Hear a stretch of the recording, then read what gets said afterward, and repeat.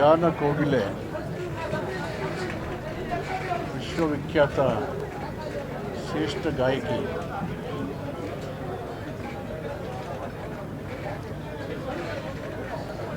ದಕ್ಷಿಣ ಭಾರತ, ವಿಶೇಷವಾಗಿ ದಕ್ಷಿಣ ಭಾರತದ ಮತ್ತು ದೇಶದ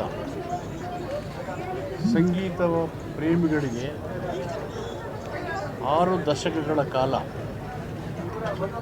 48,000 ಹಾಡುಗಳನ್ನು 20 ಭಾಷೆಗಳಲ್ಲಿ ಹಾಡಿ ಪ್ರಚುರಪಡಿಸಿ ಜನರ ಮನಸ್ಸಿಗೆ ಮುದವನ್ನು, ಆನಂದವನ್ನು ನೀಡಿ ಸಂಗೀತ ಸುಧೆಯನ್ನು ಧಾರೆ ಮಾಡಿಕೊಟ್ಟಿದ್ದಾರೆ.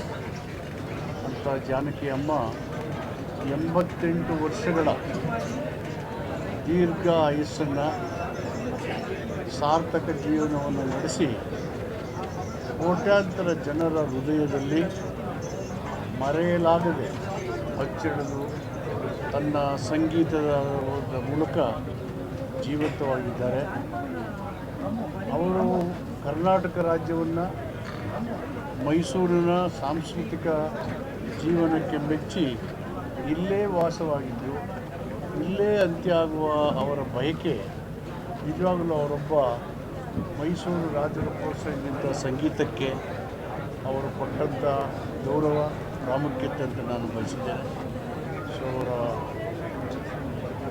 ಕಳ್ಕೊಂಡು ಅವರ ಅಸಂಖ್ಯಾತ ನನ್ನನ್ನು ಸೇರಿಸಿ ಅಸಂಖ್ಯಾತ ಕೋಟ್ಯಾಂತರ ಅಭಿಮಾನಿಗಳು, ಅವರ ಕುಟುಂಬಕ್ಕೆ ತುಂಬಲಾಗದ ನಷ್ಟ ಆಗಿದೆ.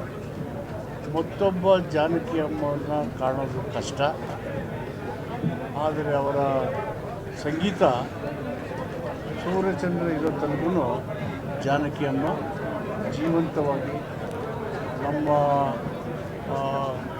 ಮೆದುಳಿನಲ್ಲಿ, ನಮ್ಮ ಕಿವಿಗಳಲ್ಲಿ ಝೇಂಕಾರನ ಯಾವಾಗಲೂ ಮೊಳಗಿಸ್ತಾನೆ ಇರ್ತಾರೆ ಅಂತ ಹೇಳಿ ನಾನು ನನ್ನ ಶ್ರದ್ಧಾಂಜಲಿಯನ್ನು ಅವರಿಗೆ ಅರ್ಪಿಸ್ತೇನೆ.